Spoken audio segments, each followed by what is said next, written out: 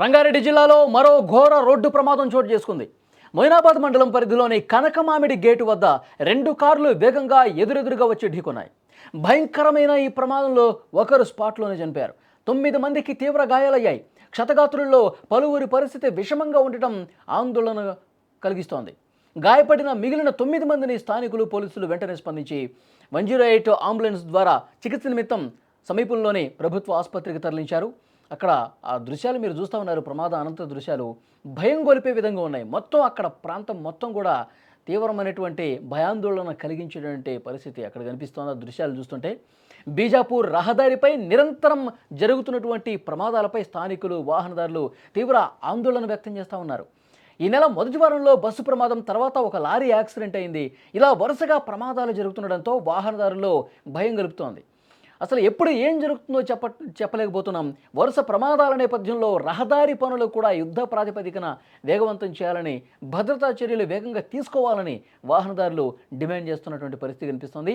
ఈ రహదారి మీద చాలా రోజులుగా ప్రమాదాలు నిత్యకృత్యమైపోతూ ఉన్నాయి. ఇక్కడ ఈ ఘటనలో చూడండి, 2 వాహనాలు, 2 కార్లు ఎదురెదురుగా వచ్చి కనకమామిడి గేటు దగ్గర ఒక్కసారిగా వేగంగా బలంగా ఢీ కొట్టి ప్రమాదం జరిగేసరికి ఆ స్పాట్ మొత్తం కూడా చూడండి ఏ విధంగా ఒక చంద్రబింద్రగా పడిపోయింది.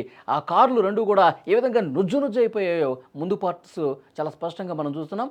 మొత్తం ఆ రోడ్డు మొత్తం కూడా మొత్తం ఏ పార్ట్కి ఆ పార్ట్ ముందు భాగం ఊడిపోయి పడిపోయింది. స్పాట్లో ఒక వ్యక్తి చనిపోయినటువంటి పరిస్థితి. 9 మందికి తీవ్రంగా గాయాల పాలయ్యారు. హుటాహుటిన ఎందుకంటే ప్రమాదం జరిగిన వెంటనే అక్కడ స్థానికులు, వాహనదారులు అందరూ కూడా ఒక్కసారిగా అలర్ట్ అయిపోయారు. ముందు షాక్ అయిపోయారు. చాలా భయం వేసింది. అంత ఘోరంగా ఈ ప్రమాదం జరిగింది. చాలా వేగంగా వచ్చి ఢీ కొట్టుకున్నటువంటి పరిస్థితి.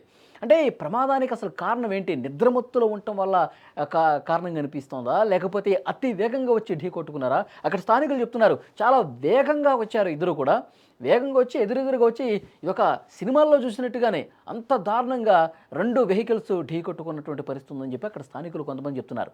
వెంటనే ఒక వ్యక్తి అయితే స్పాట్లో డెడ్ అయిపోయాడు. తర్వాత మిగతా వాళ్ళు ఎవరైతే 2 కార్లలో ఉన్నవాళ్ళు గాయాల పాలయ్యారు. హుటాహుటిన అంబులెన్స్లు పిలిపించారు. స్థానిక పోలీసులకి ఇన్ఫర్మేషన్ ఇచ్చారు. వెంటనే ఆ వచ్చినటువంటి అంబులెన్స్లో కూడా వాళ్ళని తీసుకెళ్ళినటువంటి పరిస్థితి ఉంది. అటుగా పోయే వాహనదారులందరూ కూడా చాలా అంటే చాలా భయపడుతూ ఉన్నారు. మనకు తెలుసు, ఇదే రూట్లో చేవెళ్లలో బస్సు ప్రమాదం జరిగి ఆర్టీసీ బస్సును టిప్పర్ ఢీ కొట్టిన ఘటనలో ఆ గులకరాళ్ళు మొత్తం కూడా, అందులో ఉన్నటువంటి ఆ టిప్పర్లో ఉన్నటువంటి రాళ్ళు మొత్తం కూడా బస్సులోకి పడిపోయి 19 మంది చనిపోయినటువంటి పరిస్థితి. ఇంకా కళ్ళ ముందు ఆ ప్రమాదం కనిపిస్తుంది. ఆ రోడ్లోనే జరిగింది. మళ్ళీ ఇంకొక లారీ యాక్సిడెంట్ జరిగింది. ఇప్పుడు 2 కార్లు చాలా వేగంగా వచ్చి ఢీకొన్న పరిస్థితి. ఇంకా 9 మంది ఆసుపత్రుల్లో కొన ఊపిరితో ఉన్నటువంటి పరిస్థితి. చాలా భయంకరమైనటువంటి ప్రమాదాలు ఇక్కడ జరుగుతున్నాయి. ఇప్పుడు రోడ్డు విస్తరణ పనులు ఇంకా వేగంగా చేయాల్సినటువంటి అవసరం ఉంది. ఈ రోడ్ల రూపురేఖలు పూర్తిగా మార్చాల్సినటువంటి అవసరం ఉంది. మధ్యలో ఒక డివైడర్ను పెట్టాల్సినటువంటి అవసరం ఉంది. లేకపోతే ఈ ప్రమాదాల్లో ఎప్పుడు ఏ ప్రమాదం ముంచుకొస్తుందో కూడా ఎవరికి అర్థం కానటువంటి పరిస్థితి.